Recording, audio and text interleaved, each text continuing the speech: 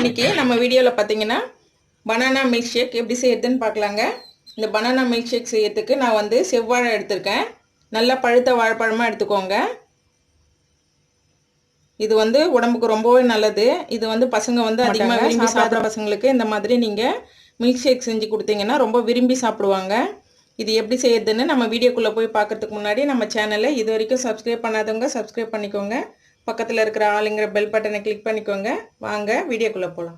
இப்போது ஒரு mixie jar எடுத்திருக்கேன். அதில் வந்து நம்ம தோல் எடுத்து வச்சிருக்கிற செவ்வாழையை வந்து அதில் கட் பண்ணி சேர்த்துக்கலாம்.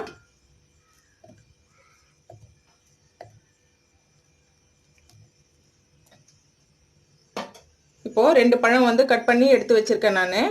அதோட ஒரு 5-6 பாதாம், ஒரு 5-6 வந்து பிஸ்தா எடுத்திருக்கேன். முந்திரியும் அதே மாதிரி எடுத்திருக்கேன். இது வந்து ஆப்ஷனல் தான். இதை சேர்த்தா வந்து இந்த மில்க் ஷேக் வந்து டேஸ்ட் ரொம்பவே நல்லாயிருக்கும்.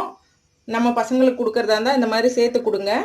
நான் வந்து அதை ஒரு 15 நிமிஷத்துக்கு முன்னாடியே வந்து தண்ணியில் ஊற போட்டு எடுத்து வச்சுருக்கேன் நான். அப்போ தான் வந்து நல்லா மசிஞ்சு வரும் நைஸாக. இப்போ இதை வந்து நம்ம இதோட சேர்த்துக்கலாம்.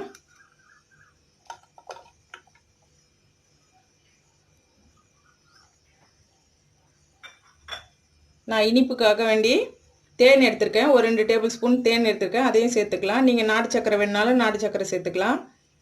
நீங்கள் ஒயிட் சர்க்கரையை தவிர நாட்டு சக்கரை, வெல்லம், தேன் இந்த மாதிரி எது வேணாலும் சேர்த்துக்கலாங்க. இந்த மாதிரி சேர்த்திங்கன்னா ரொம்ப ஹெல்த்தியாக இருக்கும். இப்போ இதை வந்து நல்லா நைஸாக வந்து அரைச்சி எடுத்துக்கலாம். இப்போது நல்லா நைஸாக அரைச்சி எடுத்துகிட்டு வந்திருக்கேன் நான். நம்ம முதல்லே வந்து பால் சேர்க்காமல் அரைச்சோம்னா தான் நம்ம சேர்த்துருந்த நட்ஸ் எல்லாம் வந்து நல்லா அரைப்படும். இப்போ வந்து காய்ச்சி ஆற வச்ச பால், இது பசும்பால் ஃப்ரிட்ஜில் வச்சுருந்து நல்லா சில்லுன்னு இருக்குது. அதை வந்து ஒரு டம்ளர் சேர்த்துக்கலாம். சேர்த்து இதை மறுபடியும் வந்து நல்லா அடித்து எடுத்துக்கலாம். இப்போது அவ்வளோதாங்க, நல்லா அடித்து எடுத்துகிட்டு வந்திருக்கேன். நல்லா சூப்பராக வந்து மில்க் ஷேக் ரெடி ஆயிடுச்சு. இப்போ இதை வந்து ஒரு டம்ளருக்கு மாற்றிக்கலாம். நம்ம நல்ல சுவையான பனானா மில்க் ஷேக் வந்து ரெடி ஆயிடுச்சு.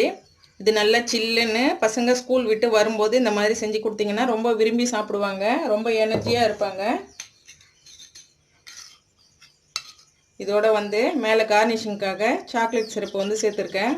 இந்த மாதிரி சேர்த்து கொடுத்தோம்னா ரொம்ப விரும்பி சாப்பிடுவாங்க. இது வந்து ஆப்ஷனல் தான்.